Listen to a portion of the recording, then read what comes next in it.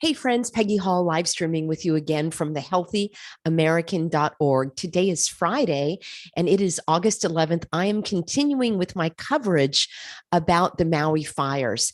I do want to remind you that I've done 3 deep dive videos already. So if you're new to the channel or you're new to my coverage on the Maui fires, I will have links for you in the description box below. Also, I've covered strange fires and things that don't add up on many previous videos. I have a playlist called Fires. So if you want to click on that, you will be able to see exactly some of this phenomenon that I'm talking about. And once again, these things just don't add up. I'm going to start calling these episodes designer fires because I believe that they were designed for a purpose. So whether or not these were orchestrated, enhanced, manipulated, augmented, magnified, or created, the fact is, there are side effects that are pushing the agenda. That's how I say it, because that's part of the agenda. They're pushing the United Nations agenda forward. Stay tuned because I'm going to give you a sneak peek into the governor of Hawaii, Josh Green. Yes, like the Green New Deal. You are going to be as flabbergasted as I was when I found out that he is on the front lines of the United Nations. He was a featured speaker just a couple of weeks before these designer fires broke out. And I also want to say that my heart is breaking for all of those that have been devastated. I don't believe that is fake. I know that there is absolute suffering and loss of property, loss of lives, loss of homes, of animals, of treasured possessions. And it makes my blood boil to think that this might have been designed. So it's designed by the demonic diabolical forces. And sadly, the public serpents, as I call them, are serving evil. And I have evidence of that. I'm going to do 2 videos for you this evening. And this first one here is all about strange things that don't add up. Then I'm going to bring you a separate video with breaking news from Josh Green. He was interviewed today on a lot of, well, at least 2 programs that I saw, maybe even more. And I never curse, but I actually cursed when I heard what he said. And it's what I predicted in my video yesterday. So I don't know if they're watching my videos or they already had their playbook planned, but I predicted exactly what Josh Green is saying now. I mean, word to word. It's absolutely stunning. I can only thank the Holy Spirit for guiding me in my gift of discernment. And I'm so grateful for my healthy Americans that are sophisticated, that are able to see through all of this hogwash. Now, as I say, some people may be new to the channel. They may not realize that I've been on the front lines for the last 3 years, telling everyone about this hogwash, helping people stand up for their freedoms and their rights. And long before I came on the scene with the Healthy American, I'm talking about, oh my gosh, a decade or more, I have been down the rabbit hole researching this kind of information. I suppose you could put me in the truther category, although I didn't have a public platform where I was sharing this information. But just ask my friends and family who, frankly, got tired of me talking about all of these things that they deemed as conspiracies until the cooties hogwash was sloshed all over us. And they agreed with me that I was right about that. I was right about the weather. I was right about the spraying in the skies. I was right about these designer fires, which are actually terrorism events. I was right about the transgenders and the transgressors. So yes, I've been on this path for a long time. And I'm grateful that you are alongside me now as we are doing the deep dive. So without further ado, let's dive into, this is just a list, and I'm sure that you can add to it. This is my growing list of things that just don't add up. I want to start by actually bringing you an image, a couple of images, because this is what is really troubling to me. So let me get that queued up for you, and we will, let me make sure I've got my screens all ready, and here we go. Remember, this is part 1 of a 2-part video, well, 2 videos for you today. All right, let me share my screen. And I'd like you to tell me if you see anything strange about this image. All right, I grabbed this and I've got links for all of this stuff that I got off of news that was on YouTube. So I have links for you. So this is in the Lahaina Harbor. And I do also want to acknowledge a couple of things as you're studying these images. And I'd like to know in a comment what you see that is strange about a wildfire, as they've been called. And I do want to acknowledge a couple of things from many comments that I got, or some comments that I got. Many of you understood where I was coming from, but some of you, I just want to reinforce. First of all, I've been to Lahaina. I've been to Maui. It was many, many years ago. The last time I was in Hawaii was probably 2017, something like that. I was on the island of Kauai. And I did say in a comment that it basically rains every day. You know, at some point, there's a little rain shower or something in Hawaii. And I was using my experience on Kauai, which is called the Garden Island, and it basically rains every day on Kauai. Some of you pointed out who live on Maui or have spent time on Maui, you said, Peggy, Lahaina is on the west side. It's quite dry there. That's not the part of the rainforest. So I want to acknowledge your comments. And I also want to acknowledge that it is a tropical island. And yes, the west side, as you have told me, is drier. I still find it highly suspect that a fire could be this ferocious. And wait until you hear the eyewitness messages, even from the governor of Hawaii, and the language that they use about these fires, language such as it looks like a bomb went off, and we heard explosions, and it ripped through the town in the middle of the night. You'll hear the word again and again, swift. It moved swiftly, and we must move swiftly. And it was a swift fire, and we need a swift response. Now, I've lived many decades. I don't think I've ever used the word swift. Maybe that's just me. I usually say things quickly or fast. So that's one of their code words. I'm going to leave that for you with another video. But the point being, so many things about this do not add up. So let's take a look at your comments here. I want to see yes, Sherry says, so metal catches fire. Yes, Sherry, in the middle of the ocean. Didn't you know that metal is flammable? Oh, hey, wait a minute. I did a little research before I came online, and let me just read you exactly what I find. And you can do the same research. I actually went to Giggle because it's very funny. And I do that because I want to see what the rest of the world will see and what Giggle is allowing us to see. So here we go. I've got it. I'm plugging my phone in. It's right here. Oops, you won't be able to see it because of the green screen or the virtual screen. Steel is a non-combustible material and consequently does not burn, and this is the most important part, nor does steel provide an ignition source or add fuel that would enable a fire to spread or grow. Are you with me? Now, this would have to be a boat that was made out of wood, and it does not look like it's made out of wood. There probably are some boats that are made out of wood, but these do not look like it. And I have several more images as well. If you want to help be a healthy American researcher, you can send the images to support@thehealthyamerican.org. Now, I'm not going to draw any conclusions about this name, Roxy. I'm not sure why they use this image. It totally could be benign. I don't know if that has a hidden message or not. Let me come off the live share for a moment because I want to look at you face to face. The evildoers, the WEFers, the New World Disorder, the hogwashers, the puppet masters, the powers that shouldn't be, the bad guys, fill in the blank.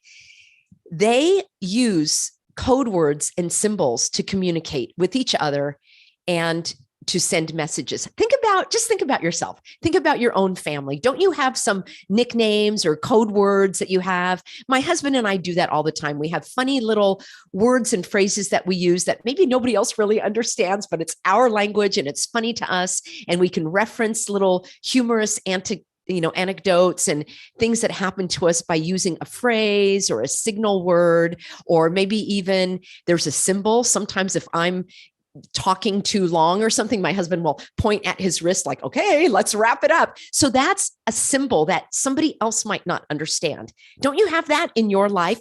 Even think about the emojis that you use. You might send a little emoji, and that is a symbol or a shorthand for trying to get a message across. So the evildoers have their own messages, their own shorthand, their own symbolism that I have pointed out on this channel many, many times. So many of my lovely, healthy Americans are very sophisticated in this manner of codes and symbols, often in numbers. There will be things where they will use a number such as 11 or 13. 8 has been one that they've been using a lot over the last couple of years, maybe even prior to that, but I've noticed it. And 33 is one, and then 2 times 3, or any combination that adds up to 6. And of course, 666, which the Bible tells us is the beast and the mark of the beast. So that's just a quick shorthand of some symbolism. There are words and phrases that are being used as well. And in an upcoming video, I will do a deeper dive onto some of these words and phrases that were absolutely flabbergasting to me. But I just want you to be on the lookout for these repetitive words or phrases or numbers or even images that you're seeing. And I'm going to share some of that with you right now. So no, steel does not burn. How in the non-spinning world? Yes, you give me evidence that it's spinning. I would love to see it. I'm not talking about the shape of the earth today, but I am talking about, I don't see any evidence of it spinning. The reason I bring this into the conversations frequently is because I want to help wake you up to many of the lies that we've been told, that we've been hogwashed with for many, many, many, many years, basically our entire life. And some of these lies are the biggest of all because upon that, so many other lies are built. So let's get back to the idea about the fire here. For a boat that is made out of aluminum or metal to catch on fire, you probably are saying, well, Peggy, there's a gas tank. Of course, that's what caught on fire.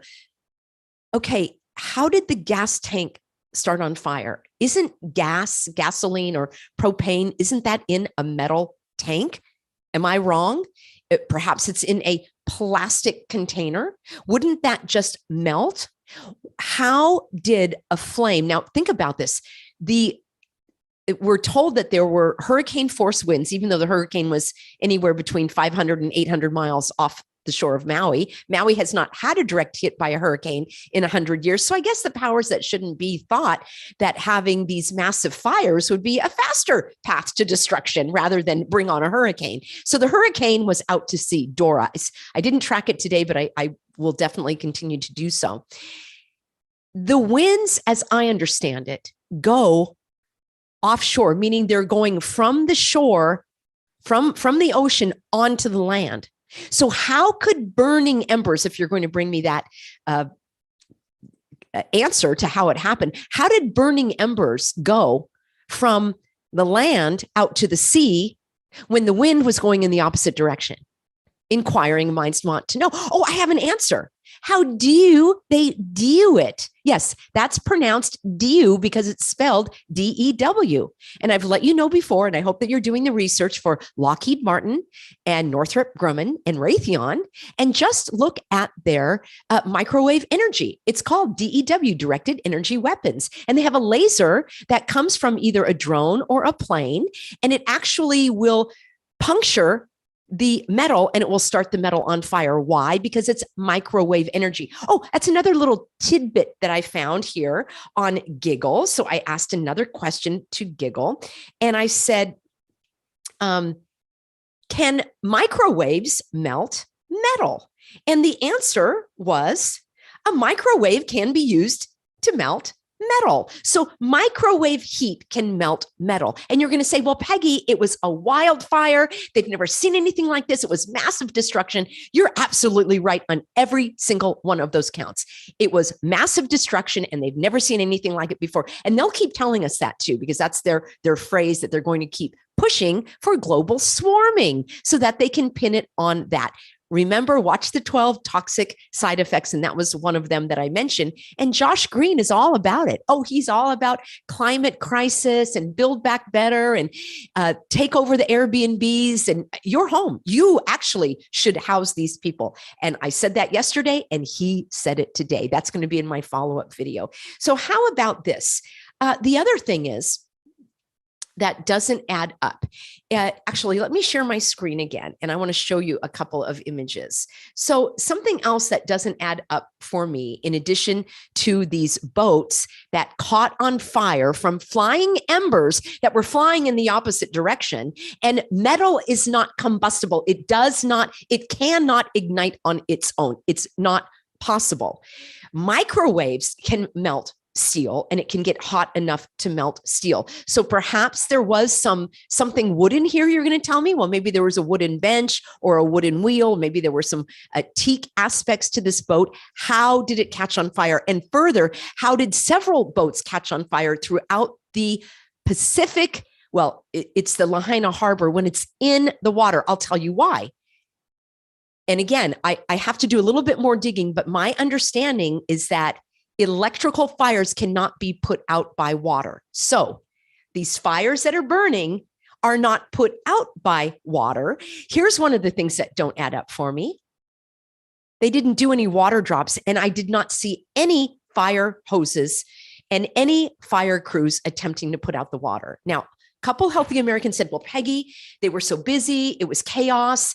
They were all over. You probably didn't see them. Well, all of the footage, and I mean every single piece of footage that I analyzed, and I've been up until 2 o'clock in the morning doing this all day today as well.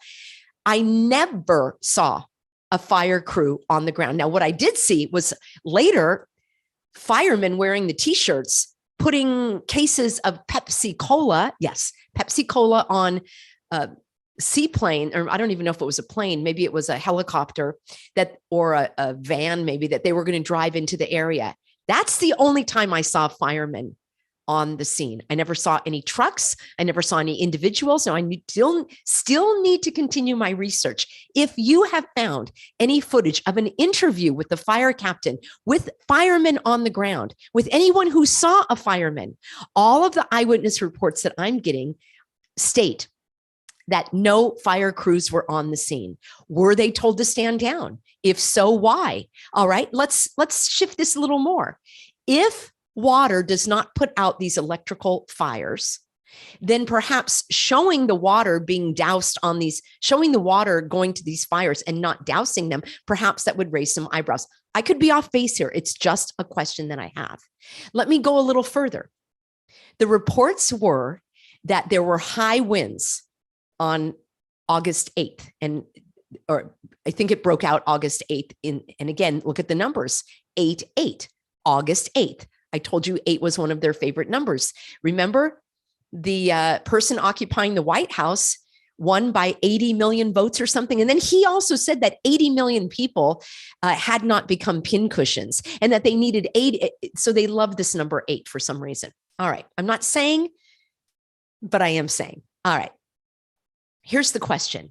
If they knew that there were high winds, and I did hear from an eyewitness on one of these news programs that they were told that there was a fire danger. Now, I'm very skeptical about this one eyewitness. I'll bring you a separate video all about it because he had the duper's delight. Do you know what the duper's delight is? That little smile, like I know more than you do, and I'm pulling the wool over your eyes. It was a very, very strange live stream or video that he recorded of himself. And I actually didn't even want to play it for you because it was so disturbing to me. I thought, oh, I don't even want to bring this to you, but I think I will, because he was the one who said that they did get warnings. I believe he was the one who said that they did get warnings about fire danger. So the other thing that was very strange to me is that the news reports and the meteorologist said that there were high winds coming in. So a low pressure system, maybe I have that wrong, but they did say it was low humidity. Okay, low humidity on a tropical island. Perhaps it happened. I thought that was strange. But let's go with their scenario that there was low humidity, high winds coming from hurricane force winds that was 500 at least miles off the coastline. And if they were giving these warnings, why didn't the county of Maui have the sheriff, the police, the first responders, and the fire department ready to go? Let's take it a step further. All of these powers that shouldn't be are pointing to global swarming, saying that it's the climate crisis that is causing these outrageous extreme weather events. They've been saying this for years, right? Haven't they? Yes, they have. If they've been saying this for years, now I know you can follow this logic. If they've been saying for years that climate crisis is causing these extreme weather events, don't you think they would have put more money into a larger fire department? That's always been my question in California. If you know and you're predicting that you're going to have fire season all year round. I had an email from a Healthy American in New Hampshire who said, we were told to be on alert for wildfires. She says, I'm in New Hampshire. It doesn't even really get hot enough because you need to have heat, fuel, oxygen, and an ignition source in order for there to be a fire. She said, we don't have dry brush here or anything. She said, why are they telling us to be prepared for these wildfires? So, like I said, they're going to have a hurricane in Kansas. So, oh gosh, it would be horrible if that happened. A couple of the other things I said, they're now saying, all right, if the powers that shouldn't be know in their own minds, and they're telling the public that these extreme fire events are going to happen, why in the non-spinning world haven't they prepared for them better? How is it that my nav system, when I'm in my car and I punch in a destination, how does my phone know exactly to the minute when I'm going to arrive, but it cannot predict these weather events? That doesn't make sense to me. What I mean is the technology exists for the voice on my nav system to tell me there is an accident ahead. Go past this light and turn right at the next one. How does it even know that? That level of technology exists, but we don't have the technology to fight these fires? It does not make sense to me. So that's another thing that doesn't add up. If you're all about the global swarming and the global crisis, then you better get your act together. It's something else that didn't add up. More than one person, including Josh Green New Deal himself, said on air that there wasn't an emergency system. The emergency alert did not go out to the population. Why? Why did the emergency alert not go out to the population? Maui, and reports that I've seen, and Hawaii in particular, has the most robust, the most tested, the most reliable emergency system where they blare out and blast out because of the hurricanes and so forth. In fact, if you remember a few years ago when they did that other terrorism event on the population, I had a friend living on Kauai, and she was emailing saying, I don't think I'm going to ever see you again because a nuclear attack is coming in from Korea. That's what they were told. Do you remember that? And then they said, oh, it was just a false alarm. We were just testing things. Okay, that's terrorism perpetrated on the people. So they could do that, but they couldn't give the warning to the population in Lahaina. Doesn't make sense to me. And Josh Green New Deal had no answer other than to say, well, we'll try to do better next time because we're going to build back better. Yes, that's the phrase he used exactly, just like the WEFers. All right, I've got my list of whatever else doesn't add up, and I know you've got some things as well. All right. My question is, why would you need the Coast Guard to rescue you if you're just there basically in the water away from the burning area? And some of you said that people had jumped over the seawall, and you told me, and I found the video and I watched the video, and there was a guy who, two fellows, and they said that they were in a building that was getting hot and they didn't know what to do. They didn't know whether to flee or shelter. So they called the police. This is what they said. And the police told them to jump in the water. Okay, this is from their own mouths. All right. There were no cell phones weren't working. How did they call the police? Doesn't add up for me. That's what they said. All of the cell towers were gone. There were no communications. This was part of the reason they couldn't do the emergency broadcast. There was no cell phone service, but these guys somehow called the police, and the police told them to jump in the water.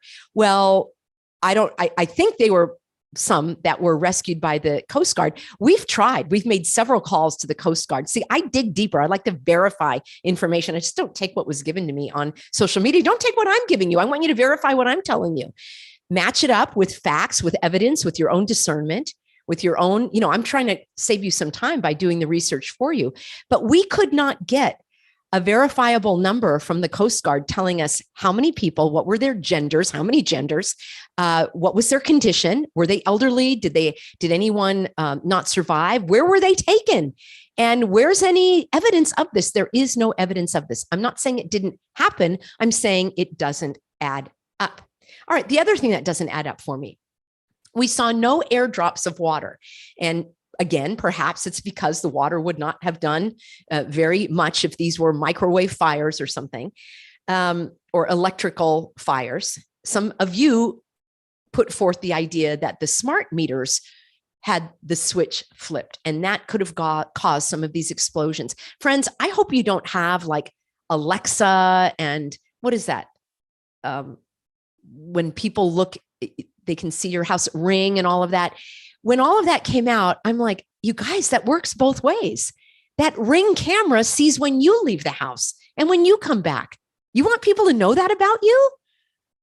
And then the Alexa, which I don't do any of that. I don't do it on my phone. I don't do it. I don't have the listening device, the spying device. So who knows? Maybe those they could flip a switch on. I don't have evidence of that. I'm just asking. It's very strange to me. So they said that they could not fly the helicopters and the tankers because the winds were so high. However, they were airlifting victims to Oahu. It doesn't add up. We have statements made by the public servants themselves saying that victims were airlifted to Oahu. By the way, we also did some digging on the very first day after we were told that the hospitals were overrun. And we found that that was not the case, that actually no one was in the hospital at the time of our calling. And this was after the news reports came out. So I like to verify. All right. Let's take a look at a couple of the images again. And I will share my screen and we will scroll through a couple of these that I took for you. And again, I thank you for all of your comments. All right. What do you see here in this one? All right. So what I see, this top image, does that remind you of anything that we saw recently? I did a video on this previously. All right. This looks to me eerily reminiscent of the tornado. Remember that one in North Carolina with the roof collapsed? Many of you said that roofs don't collapse in a tornado, they get torn off. And in that, again, I have all of this on my channel, friends. You can go back and just do a search on my channel for tornado. And many of you said that the reports that Pfizer said that they had evacuated 3,200 employees. I think that was the number. And of course, 3,200 is 2 times 3 is 6. They love that number. And you're telling me, because I've never been in a tornado, I don't live in a tornado area. You told me, Peggy, you don't evacuate in a tornado, you hunker down. And where did 3,200 people go? I mean, did they go to a hotel? It doesn't add up. But this reminds me of that collapsed roof. It looks a lot like that tornado. So I thought that was interesting. And of course, a green tree right in the center. So it was hot enough to melt steel, but the tree didn't burn. All right, let me show you about my Giggle research again. All right, we go to Giggle, and I asked, at what temperature does steel melt? I've told you this before. I have a whole video all about the physics of fire. So steel melts at between 2,200 and 2,500 degrees Fahrenheit. For those of you that do the Celsius, maybe we've got some Europeans or Canadians tuning in, that's 1,200 degrees Celsius up to 1300 degrees Celsius. Okay, that is iron. So in Fahrenheit, let's just round it out to 2500 degrees Fahrenheit. Are you with me? This had to get 2500 degrees in order to have that metal collapse, right? You can see steel, and we saw the boats, and we'll see some cars. Now, how do you like them apples? At what temperature do wildfires burn? A wildfire, and this is what they're calling it, a wildfire, right? Meaning it's outdoors. It burns at 1400 degrees Fahrenheit. So we're about 1,000 degrees shy of steel and metal melting. All right. It doesn't add up. It just does not add up. Now, I promise you, we're going to take a look at this image. I promise you that the textbooks will back me up. But when you start doing research on Giggle and online, you better start taking some screenshots, because they will change this. They will tell you now that outdoor fires burn at 2500 degrees. I promise you they're going to change that. So I have a big, thick, old book on the physics of fire, and I encourage you to get printed books that cannot be easily changed. And if you get them from older, times, you'll be able to have probably more accurate information. Let's go back to that picture, because here's something else that doesn't add up. What do you see here? Plastic bins that probably have maybe concrete or sand inside them have not burned. Why would plastic not melt? Okay, I have a couple of other, these are all my links that I'm going to be sharing with you. Thank you for your comments. Here are some comments. Marino says, there's no doubt in my mind that this was a direct attack by the weapons that they have had for years. That is part of them thinning us as cattle. I expect to see more and more around the USA. You need to read this. They're, using the microwave. Anything with metal will explode like foil in a microwave, which is why it isn't like a regular fire. And then we have another commenter saying it looks like 0 attempts were used to put out these fires, just like in California. Someone else says clearly intentional, an attack on the people and land in the name of climate change to push their agenda that is still in place, just behind schedule. So I'm going to bring you, I will leave some of these links for you. Basically, I've got a couple other images for you, and then I've got a second video that I'm going to queue up for you. This was some of, here's Josh Green doing his nice New World Disorder Illuminati symbolism here with his hands. And they're showing this massive disaster of the melted, cars, the glass blown out, the tires melted in an outdoor fire that does not get hot enough to have that result. I'm going to bring you all of this on Josh Green New Deal in a moment. Take a look at these images. A tree standing while metal and everything is twisted and just obliterated. All right. You can see that it's completely blown out. This is from the item that I'm going to show you in a moment. And how do you like them apples? Pretty rotten apples. A tree burning from the inside out. Now, this was on a news report. I cannot verify that this was Maui, because I saw something very, very similar in Greece. So I don't know, but I got this from a news report. I don't know whether the news report just has footage and they threw this in here, like they're playing that same footage over and over and over of the Main Street there in Lahaina. So I can't vouch for this, but I will tell you that you don't have trees start on fire from the inside out. That Jeff Snyder that I mentioned before talks about this kind of fire, the plasma fire. I'm not an expert in that, but he brings a lot of data on his channel. Remember, I talked about the signs and symbols at the very beginning of this broadcast. Why would the office of the governor, right? Josh Green New Deal. Why would his office have released this image with a Volcom upside down, whatever this is, a banner or a sign? Now, First of all, you can say, Peggy, there you go again. This obviously was the Volcom store, and somehow that sign just escaped any burning or singeing. It's completely intact. How it is upside down, propped up against all of this incinerated stuff, I don't know. Did someone place it there? Now, here's what's more curious to me about Volcom. This image is upside down. Evil inverts.